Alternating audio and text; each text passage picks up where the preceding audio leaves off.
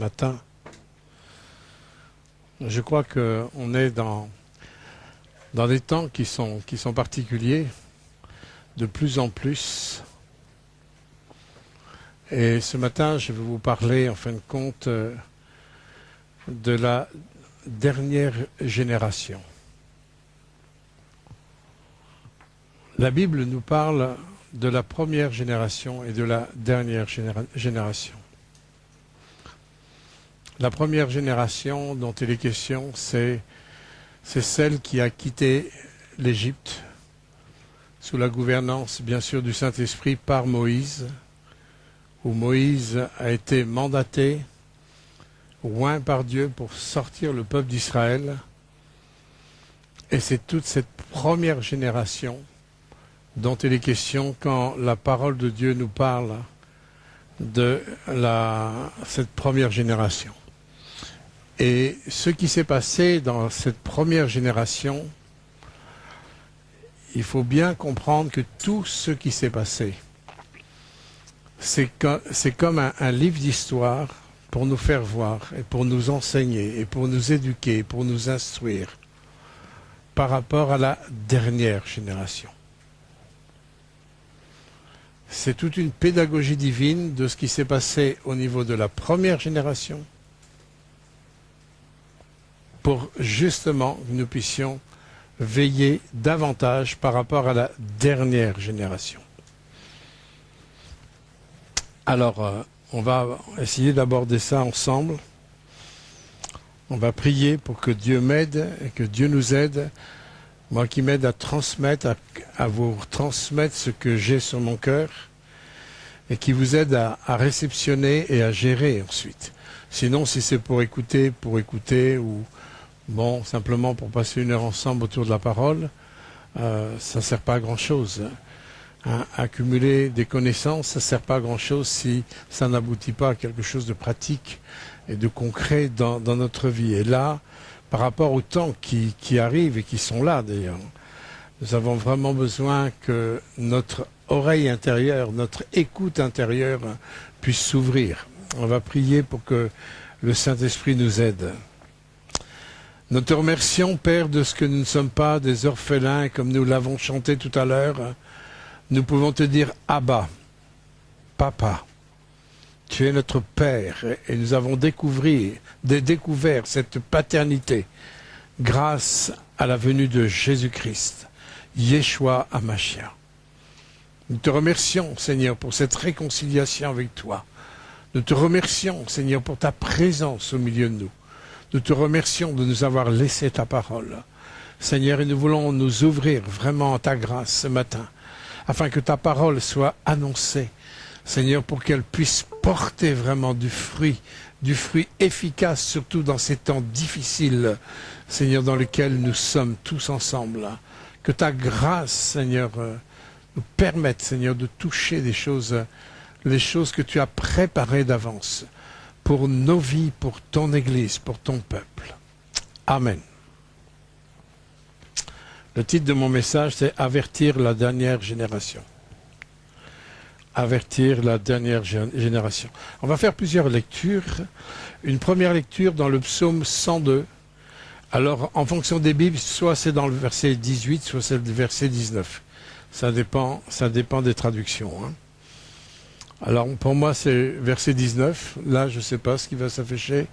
Et c'est 18 ou 19. Ouais, voilà. Non, on revient en arrière. Voilà, c'est ça. Que cela soit écrit pour la génération future et que le peuple qui sera créé célèbre l'Éternel. Un deuxième verset aussi dans le psaume 78, verset 4. Nous ne le cacherons point à leurs enfants, nous dirons à la génération future les louanges de l'Éternel et sa puissance et les prodiges qu'il a opérés. J'aimerais simplement remarquer que nous avons lu dans l'autre verset et dans celui-là le mot futur. En hébreu, ce n'est pas le mot futur, c'est la dernière. En hébreu, c'est dernière. Dernière génération. C'est important, c'est une nuance qui est importante. C'est vrai qu'aussi dans le contexte, Dieu nous demande de transmettre aux générations futures ce que nous avons reçu de Dieu. La transmission doit être faite de génération en génération, de génération et en génération. Mais en vérité, il y a, surtout dans le psaume 78, c'est un psaume particulièrement important par rapport à la dernière génération, parce que nous avons toute la chronologie de toute l'histoire d'Israël, de cette première génération dans le psaume 78, que je vous demanderai de lire chez vous, de vous attarder un peu à ce psaume, parce que nous avons besoin de ce psaume pour pouvoir avertir la dernière génération. Et j'aimerais m'adresser aux pères, aux papas, vous qui êtes comme des patriarches dans vos familles. Vous avez un rôle de responsabilité, de transmission, un rôle de prêtre dans votre foyer. Vous avez besoin de vous arrêter sur le psaume 78 qui nous parle de cette chronologie du peuple d'Israël, du péché de la première génération, pour pouvoir aider la dernière génération vraiment à affronter tout ce qui va arriver. On va aller un peu plus loin et on va lire aussi, je veux m'appuyer sur la parole de Dieu dans le Nouveau Testament par rapport à ce que je viens de vous dire. Dans la première épître aux Corinthiens, chapitre 10, versets 1 à 12, l'apôtre Paul nous dit « Je ne veux pas que vous soyez, que vous ignoriez que nos pères ont tous été dans la nuée. Ils ont tous passé à travers la mer. Ils ont tous été baptisés en Moïse, dans la nuée et dans la mer.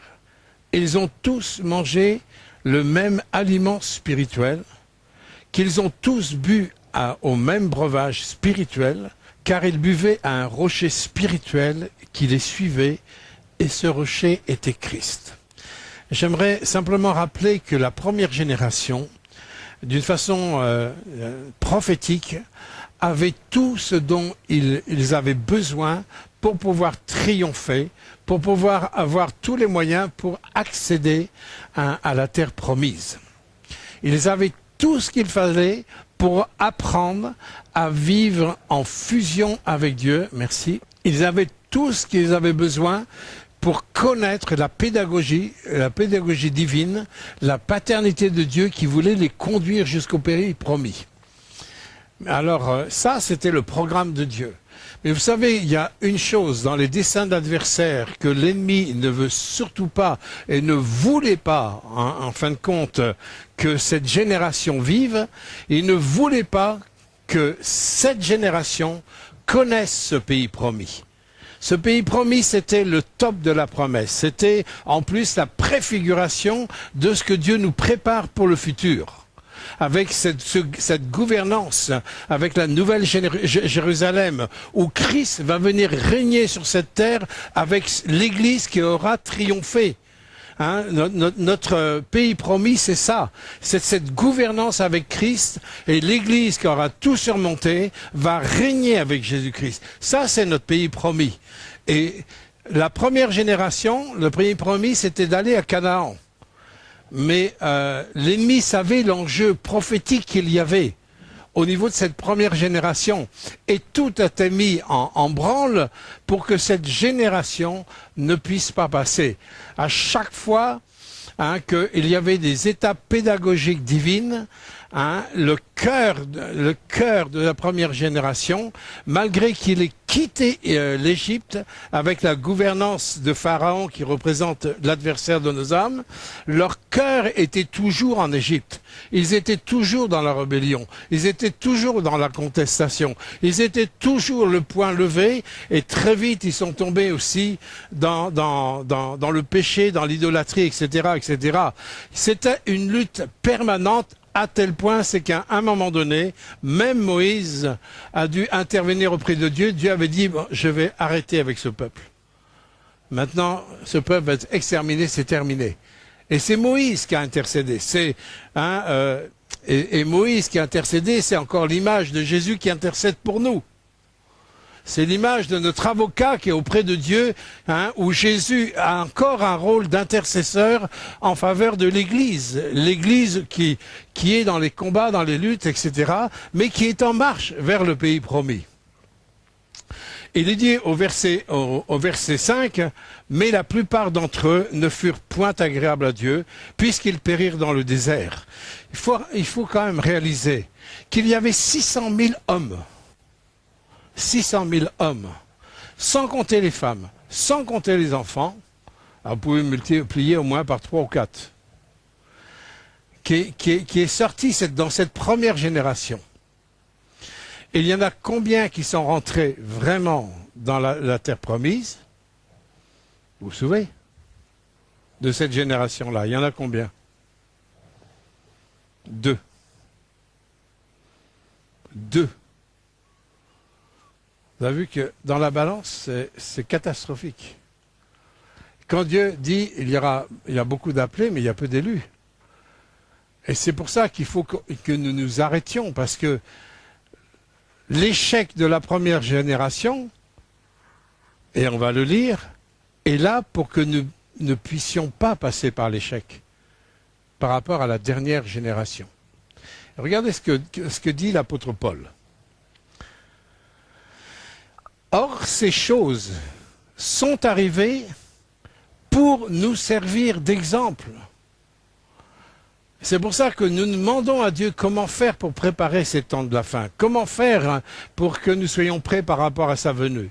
Ces choses-là, elles sont arrivées dans un but particulier que Dieu a permis pour que nous puissions entrer dans une dimension de victoire, dans une dimension de foi, dans une dimension qui va atteindre les objectifs divins par rapport à son Église. Et c'est pour ça que nous avons en arrière-plan un intercesseur qui prie pour nous, Jésus-Christ qui est un avocat qui prie pour nous pour que son Église puisse triompher. C'est pour ça qu'il y a des actions de Dieu à des endroits particuliers, des moments, des temps de réveil où il va y avoir un dernier grand réveil avant son retour pour que l'Église soit triomphante.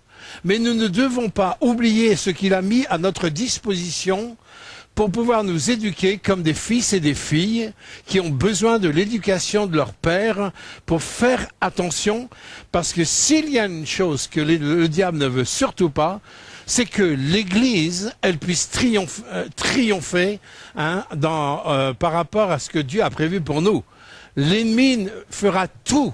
Et vous allez voir comment il y a toute une œuvre de destruction qui est en train de se faire, une déconstruction de ce que Dieu a fait au niveau de l'Occident, où l'ennemi travaille depuis des décennies pour installer l'Antéchrist au niveau de l'Europe, etc., pour que vraiment il puisse, en fin de compte, attaquer, agresser l'Église d'une manière ou d'une autre, sous une forme ou une autre, et ça a commencé déjà depuis un certain temps. On va voir ça tout à l'heure.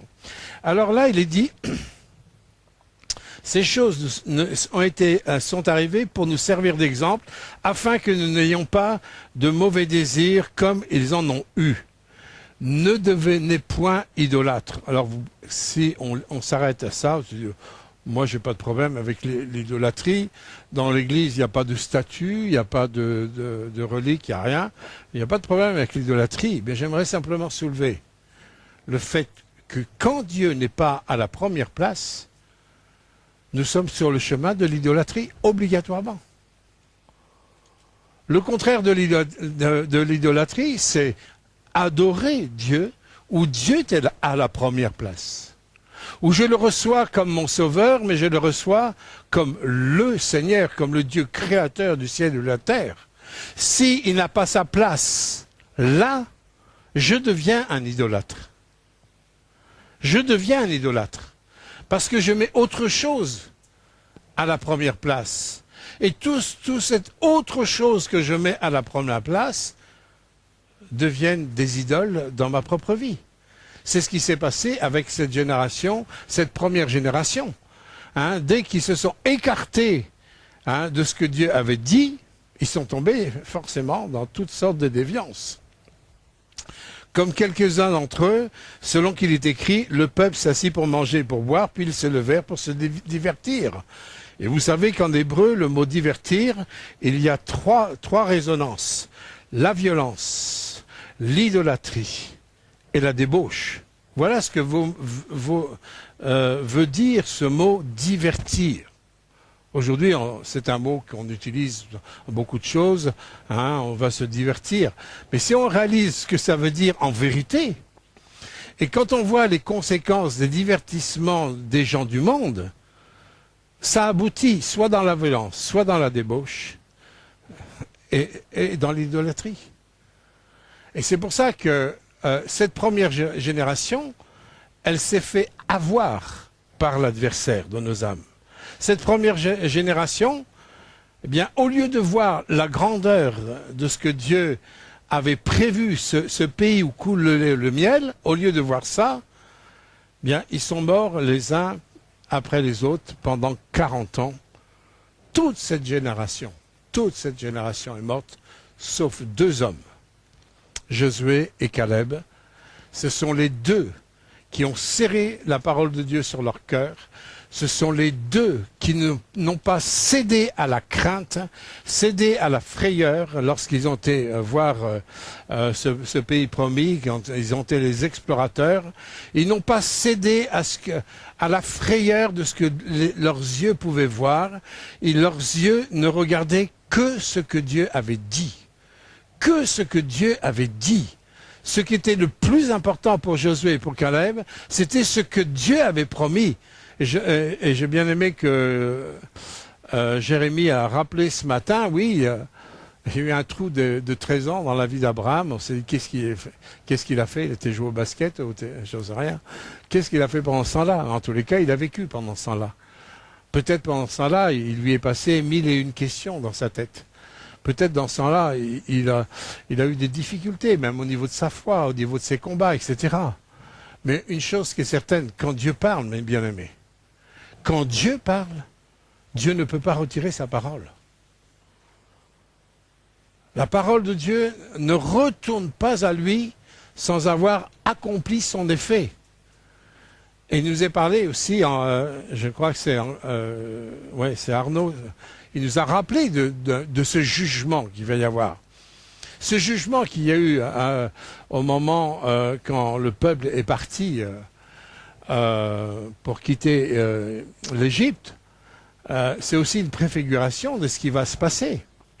C'est une préfiguration de ce qui va se passer. Oui, il va y avoir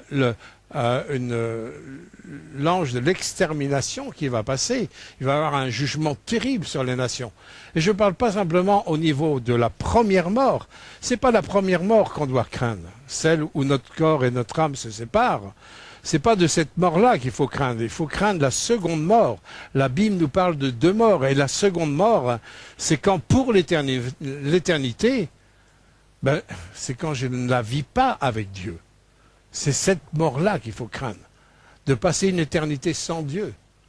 Et nous devons avertir aujourd'hui et encore, parce que la situation est grave. Si je vis carrément la tête sous le tapis où tout va bien, non, rien ne va bien. Tout va bien en Christ, tout va bien dans la parole, tout va bien avec les promesses de Dieu. Oui, tout va bien. Mais hors de ça, tout va mal. Il ne faut surtout pas dire aux gens que tout va bien, alors qu'on sait que tout va mal. Et c'est parce que tout va mal que Christ est venu. C'est parce que tout va mal, il est mort sur la croix, il est ressuscité. C'est parce que tout va mal qu'il nous a promis sa présence tous les jours. C'est parce que ça va mal qu'il nous a envoyé le Saint-Esprit pour nous conduire dans toute la vérité. Mais nous ne pouvons pas dire que tout va bien si je suis en dehors de Christ. Comprenez? Nous devons absolument veiller parce que ces choses ont été écrites pour notre instruction. Ne nous livrons pas à l'impudicité comme quelques-uns d'eux s'y livrèrent, de sorte qu'il en tomba 23 000 en un seul jour. Ne tentons pas le Seigneur comme le tentèrent quelques-uns d'eux qui périrent parmi les serpents. Ne murmurez point comme murmurèrent quelques-uns qui périrent par l'exterminateur. Ces choses sont arrivées pour servir d'exemple, et elles ont été écrites pour notre instruction, à nous qui sommes parvenus à la fin des siècles. Ainsi donc que celui qui croit être debout prenne garde de tomber. Alors la question que nous pouvons nous poser, c'est comment se fait-il que l'apôtre Paul, oui, bon, heureusement que j'ai mon texte, parce que eux, ils effacent vite. L'apôtre Paul dit, mais comment se fait-il qu'il dit que nous sommes parvenus à la fin des temps? Il faut savoir que dans la Bible, quand il parle de fin de temps, la fin des temps commence à partir du jour où Jésus est ressuscité. Nous sommes passés à un autre temps qui va s'achever à son retour. Ce qu'on appelle la dispensation de la grâce. La dispensation de la grâce commence après la crucifixion où Jésus est ressuscité le matin de Pâques. Et cette dispensation dispensation de la grâce, ça fait partie des temps de la fin. Et pourtant, depuis l'apôtre Paul, il y a eu 2000 ans qui se sont passés, et il y a eu plusieurs générations qui se sont succédées jusqu'à nos jours en 2023. Il y a eu une succession de générations, et en fin de compte, le Seigneur n'est toujours pas là. Qu'est-ce qui peut nous permettre de dire que nous arrivons à la dernière génération, nous arrivons au bout de ce qui est dit là? Quels sont les signes bibliques qui peuvent nous dire que nous arrivons à la fin vraiment de ce temps de la dispensation de la grâce? Il y a des éléments bibliques que Dieu nous donne pour nous faire voir que le jugement de Dieu, il avance, il a déjà commencé, hein, et l'installation, la préparation de l'installation de l'Antéchrist est déjà commencée dans nos générations dont nous faisons partie. Alors, dans Romains chapitre 1, on va voir la réponse à ça. C'est la parole de Dieu qui nous éclaire. La colère de Dieu se révèle du ciel contre toute impiété et toute injustice des hommes qui retiennent injustement la vérité captive. Car ce qu'on peut connaître de Dieu est manifeste pour eux, Dieu les ayant fait connaître. En effet, les perfections invisibles de Dieu, sa puissance éternelle et sa divinité, se voient comme à l'œil nu, depuis la création du monde, quand on les considère dans son ouvrage. Ils sont donc inexcusables, puisque, ayant connu Dieu, ils ne l'ont point glorifié comme Dieu, et les considèrent dans son ouvrage, pardonnez-moi, là j'ai loupé là-bas, et ne lui ont pas rendu grâce. Mais ils se sont égarés dans leurs pensées, et leur cœur sans intelligence a été plongé dans les ténèbres.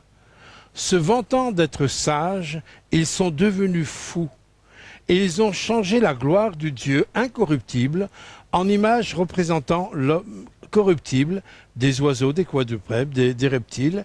C'est pourquoi Dieu les a livrés à l'impureté, selon les convoitises de leur cœur, en sorte qu'ils déshonorent eux-mêmes leur propre corps, eux qui ont changé la vérité de Dieu en mensonge et qui ont adoré et servi la créature au lieu du Créateur. Il est béni qui est béni éternellement. Amen. C'est pourquoi Dieu les a livrés à des passions infâmes, car leurs femmes ont changé l'usage naturel en celui qui est contre nature.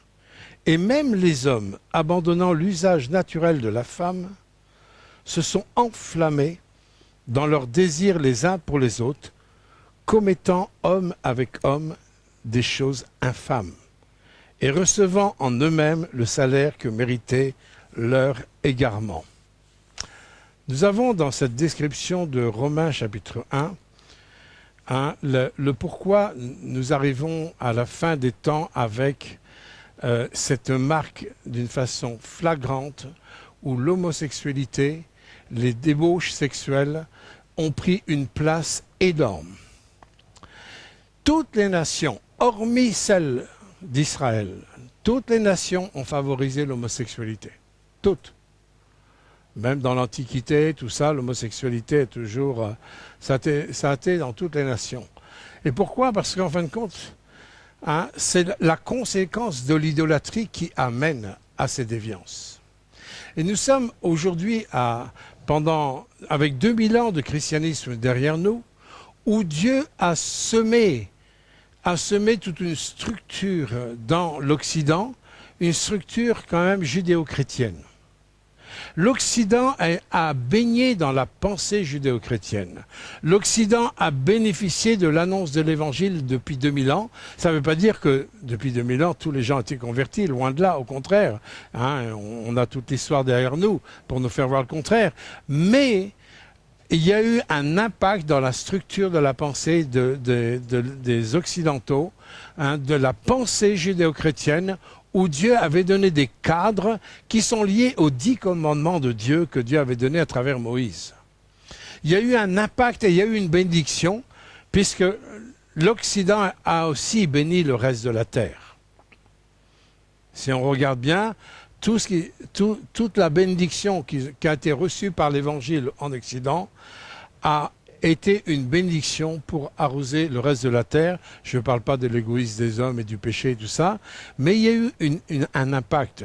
Je vous ai souvent dit que moi qui ai connu l'époque avant 1968 et après 1968, il y a eu quelque chose qui s'est passé en 68. Et pas simplement en France. Hein, c'est pas simplement mai 68 avec tous les problèmes, avec les ouvriers, les étudiants, où tout le monde était en grève, avec tout le bazar, les barricades, tout ça. C'est pas simplement ça, mai 68. Mai 68, c'est une libération d'un programme diabolique. Parce que ce qui était proclamé en 1968 n'a rien à voir avec les grèves. Hein, avec les étudiants, avec les ouvriers. Ça n'a rien à voir ce qui a été proclamé. Ce qui a été proclamé en 68, c'est une détermination au niveau de la société. La société ne veut pas de Dieu. La société ne veut pas d'autorité. La société ne veut pas de règles. La société veut bannir ces choses-là. Et c'est pour ça que la proclamation de 68, et pas qu'en France, dans tout le reste du globe, c'était ni Dieu ni maître interdit d'interdire. Aujourd'hui, à partir de ce moment-là, on a les générations qui ont suivi. Et tout ce qui suit à partir de là, on se rend compte, c'est une œuvre de destruction et tout ce qui appartient à Dieu est visé.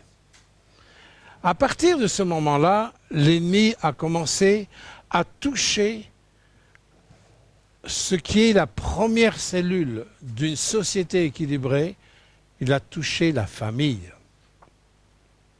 En touchant la famille, il touche toute la société. On a changé le mariage en concubinage. Alors que le mariage n'est pas une institution d'homme, le mariage est une institution divine depuis Adam et Ève.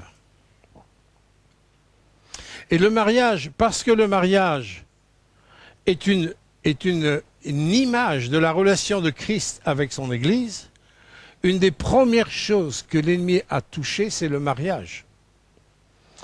Il a touché aussi, donc forcément par ricochet, il a donné l'ennemi à cette liberté sexuelle à la société, où maintenant les jeunes font n'importe quoi, ils couchent avec n'importe qui, et sans se rendre compte des malédictions qui suivent.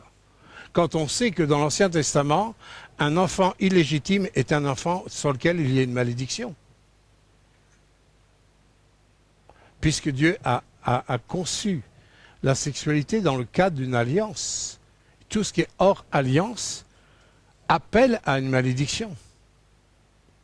Je ne dis pas ça pour condamner qui que ce soit, mais simplement pour réfléchir que nous avons besoin de réaliser que nous ne pouvons pas cautionner l'œuvre des ténèbres.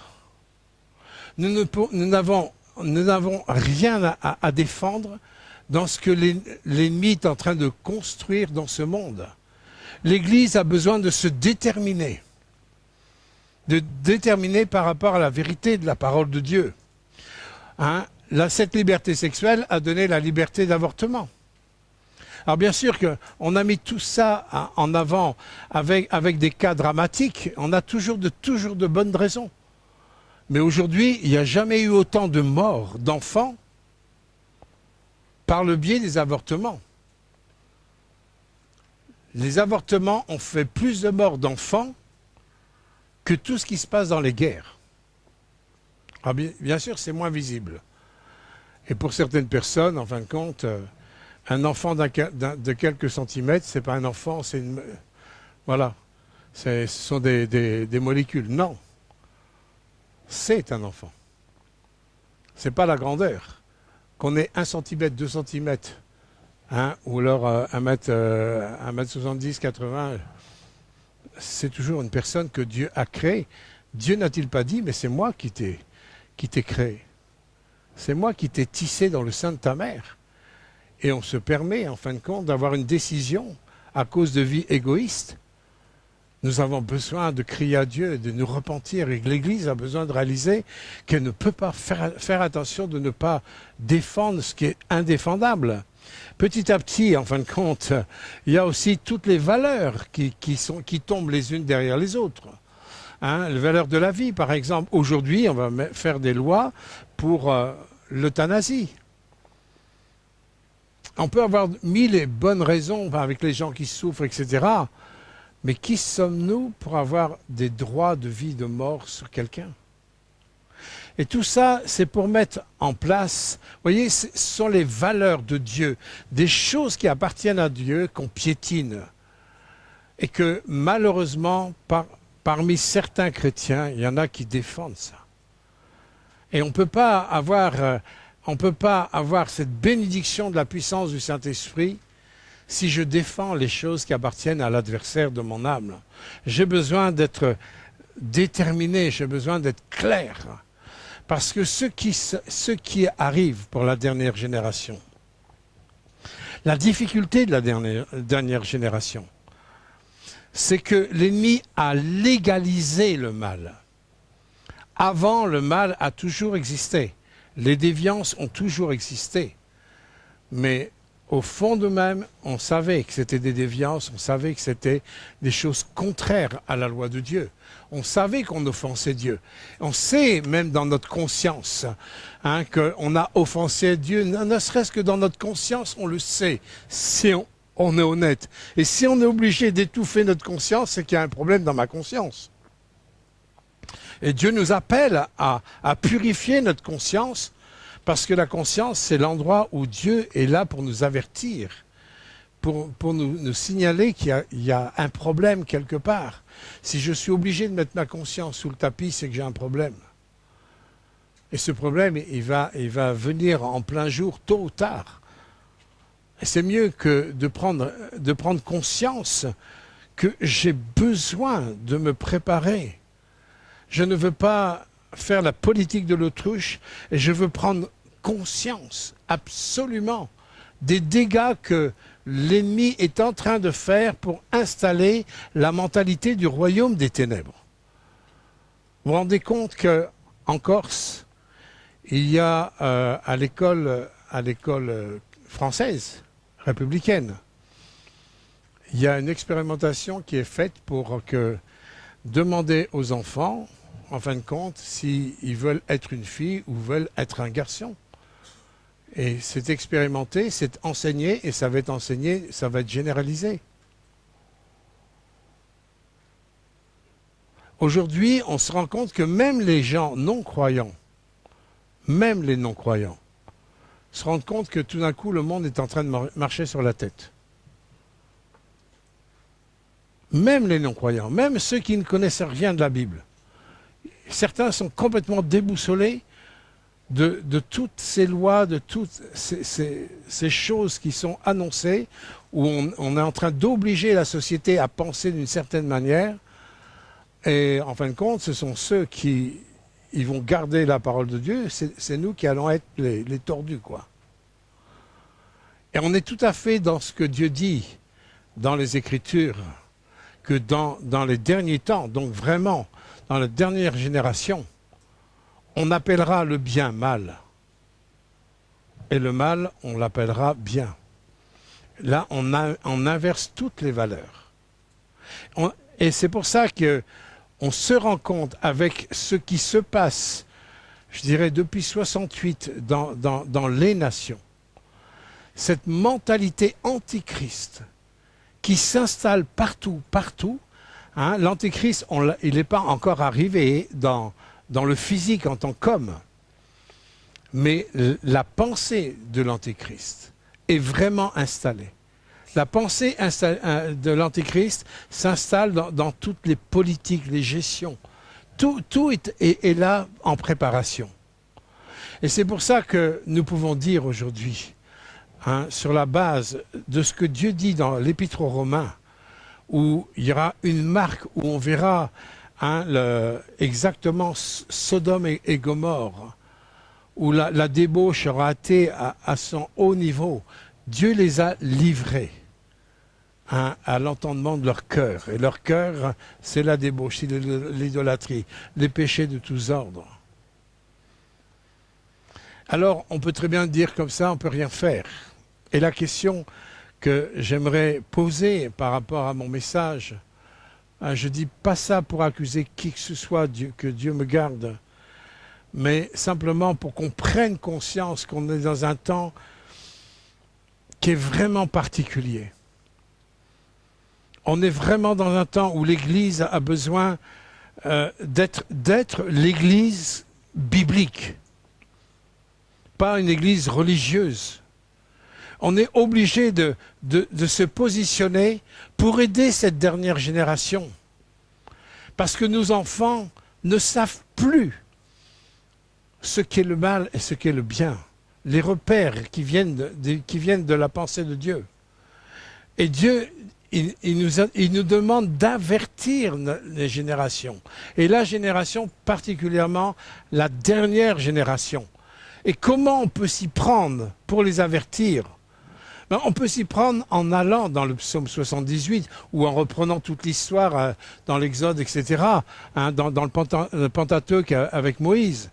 Mais nous avons une responsabilité d'avertissement. Qu'allons-nous faire ? Qu'allons-nous faire ? Est-ce que nous allons dire comme les gens du monde, se lamenter, ah oui, il y a tout ça qui ne va pas, oui, mais ça... Hein, oh là là, vous vous rendez compte, le monde marche sur la tête. Oui, il marche sur la tête, et on ne va rien dire. On va se taire. Regardez ce qui a été dit dans l'Épître aux Romains, tout au début. Hein, ils connaissaient la vérité, ils n'ont rien dit. Ils n'ont rien dit.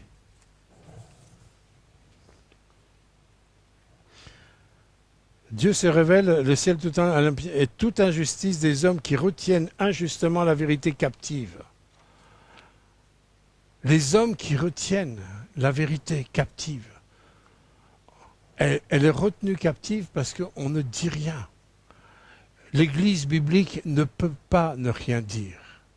Il n'est pas question de descendre dans la rue avec des banderoles et d'être des révolutionnaires. Il y en a assez comme ça, laissons la place aux autres.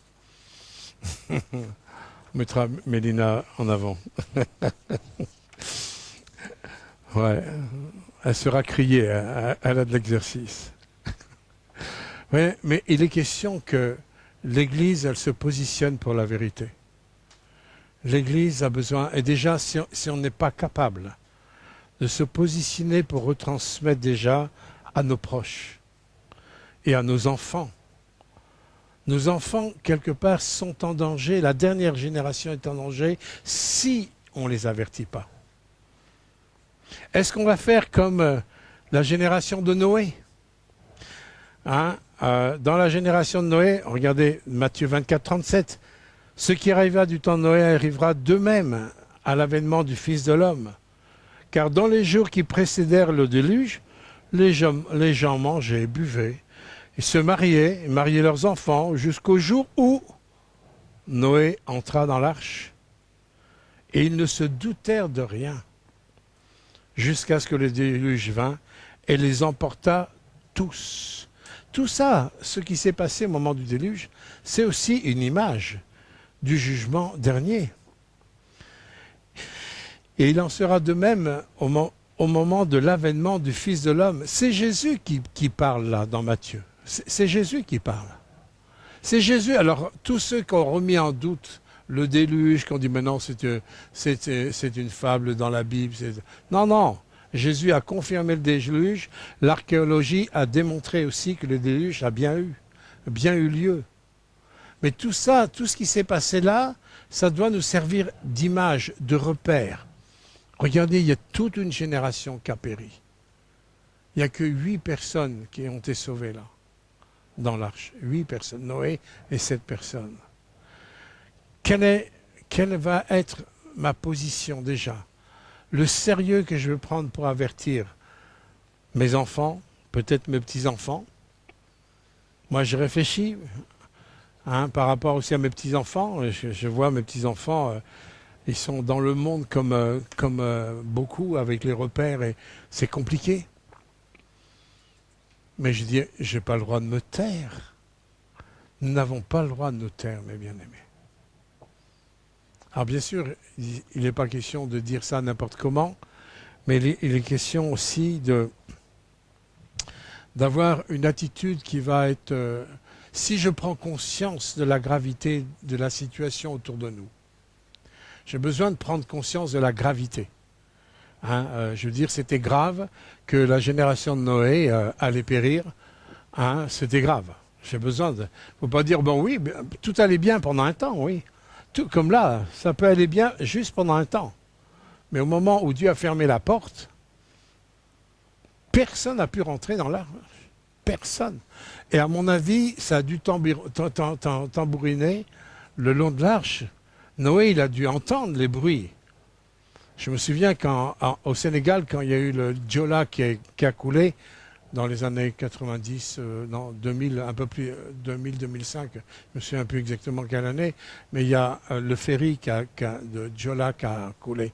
Et ça a impacté beaucoup tout le Sénégal et toutes les familles ont perdu des bien-aimés.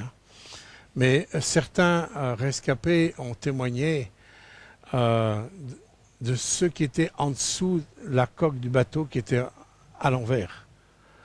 Tant qu'il y avait encore de l'air, ils les entendaient taper. Il y en a qui étaient au-dessus, mais il y en a qui étaient en dessous.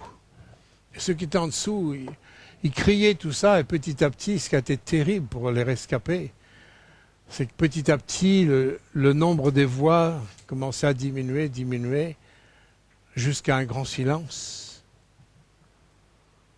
Et je pense qu'avec Noé, ça a dû être pareil. Il a dû entendre crier, il a dû entendre des voix, il a dû ouvrir. Ça a dû être déchirant, même pour Noé. Il a dû entendre petit à petit le nombre de voix diminuer, et à un moment donné, plus rien, quoi. Il a constaté, il a vu, il a vécu ça. Et Jésus le rappelle aussi.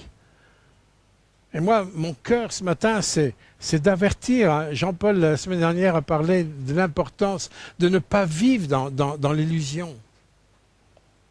L'Église ne peut pas vivre dans l'illusion. Et pour ne pas vivre dans l'illusion, il faut qu'on se plonge dans les Écritures, ta parole et la vérité. Elle est une lampe à mes pieds, elle éclaire mon sentier. J'ai besoin de me plonger dans la parole de Dieu. C'est bien pour ça qu'il y a l'Église et les ministères et les appels pour que nous puissions transmettre cette parole. Et nous sommes au même rang que vous pour pouvoir prendre note. Je termine ce message en posant cette question.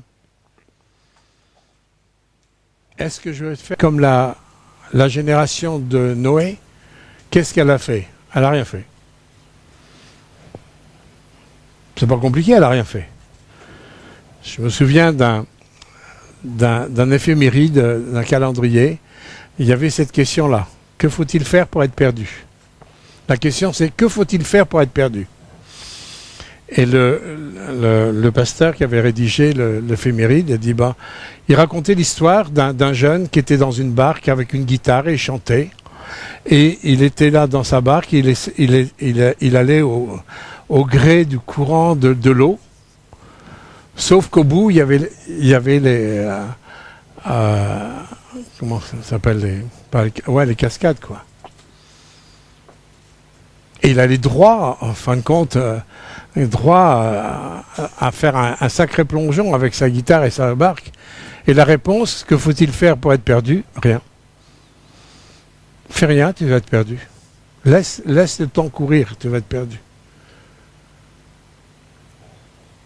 Et c'est ce qu'a fait la première génération du temps de Noé. Par contre, si je prends conscience de la situation de la société entière et où cette société va pendant un temps sous la gouvernance mondiale de l'Antéchrist, merci Seigneur de ce qu'il y aura une partie de l'Église qui va être enlevée, mais l'Église qui va être enlevée, c'est celle qui aura appris à tout surmonter, à être fidèle avec Christ, à être unie avec Christ, à être en règle avec Christ. Cette Église-là va être enlevée. Mais ceux qui vont en rester, ça va être terrible. Et c'est pour ça que nous avons encore le privilège de dire aujourd'hui. Aujourd'hui existe encore. Est-ce qu'on aura encore ce privilège demain, après-demain, dans un mois, dans 2 mois, dans 1 an, dans 10 ans, dans 20 ans? On n'en sait rien. Mais en tous les cas, une chose qui est courte, c'est que nous sommes dans la dernière génération. Les choses arrivent.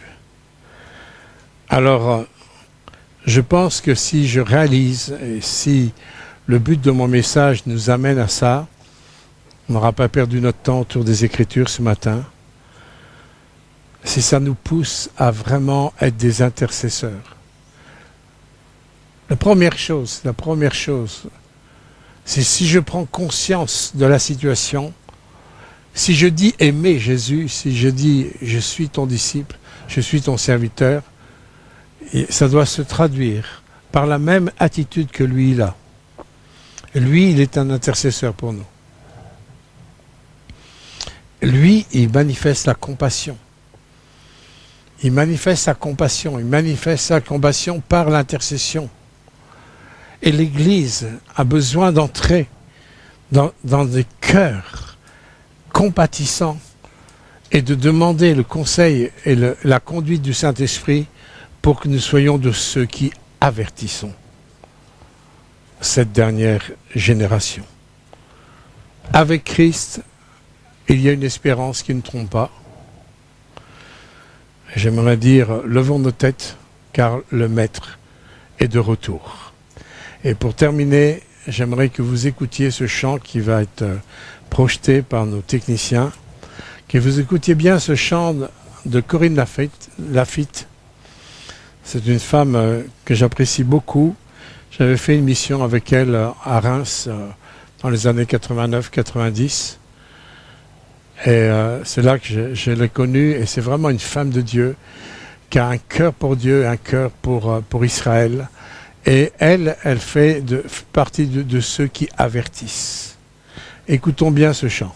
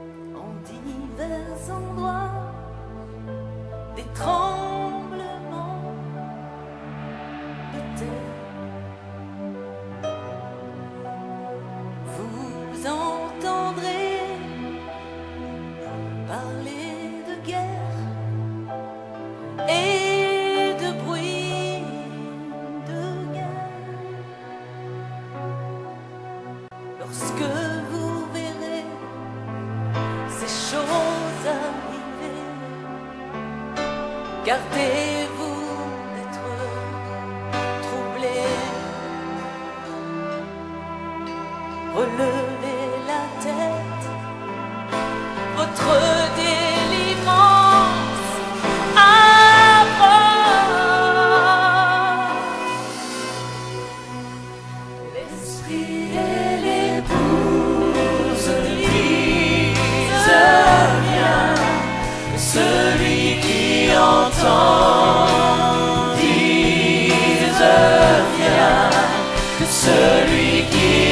soif vienne aussi, que celui qui le veut prenne l'eau de la vie gratuitement.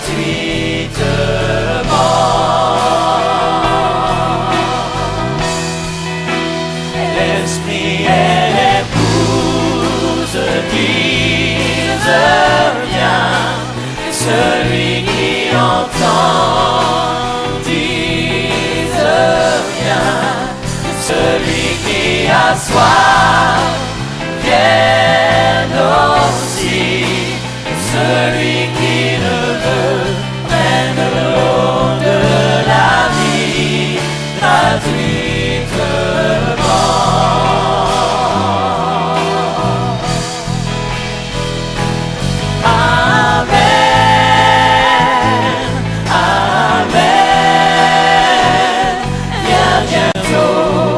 Seigneur Jésus,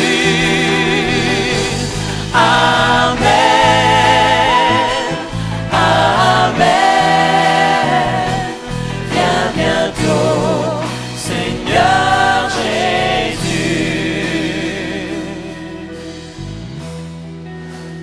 L'Esprit et l'épouse disent viens, celui qui entend dise viens, celui qui a soif vienne aussi, celui qui le veut prenne l'eau de la vie gratuitement.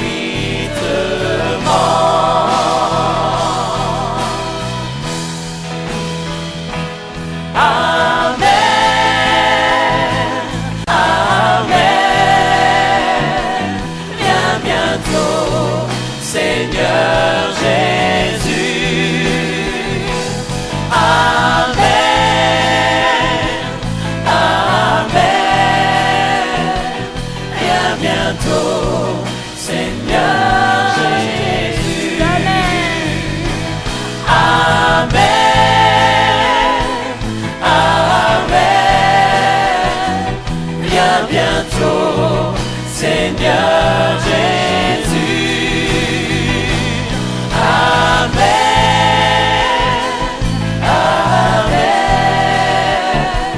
viens bientôt, Seigneur Jésus, viens bientôt, Seigneur Jésus.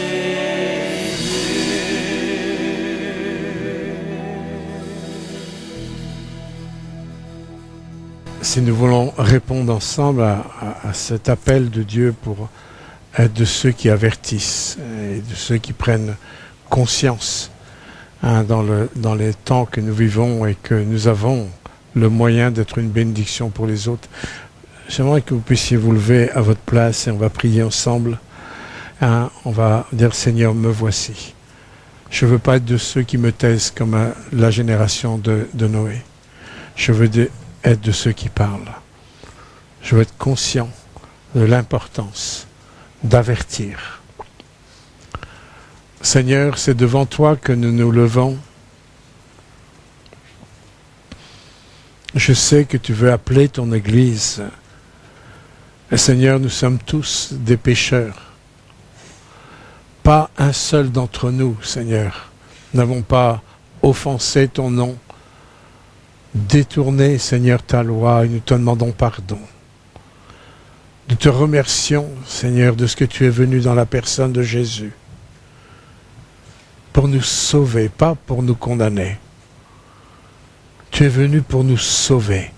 Tu ne veux pas que le pécheur périsse. Et c'est bien pour ça que tu es venu et nous voulons venir à toi, Seigneur, comme tout à nouveau ce matin. Nous voulons te dire, nous voici. Nous mettons nos vies, Seigneur, sur l'autel. Que nous soyons de ceux qui avertissent, de ceux qui parlent, de ceux qui intercèdent avec ton cœur. Saint-Esprit, touche chacun d'entre nous ce matin, afin qu'il en soit ainsi, dans la puissance du nom de Jésus. Amen. Amen.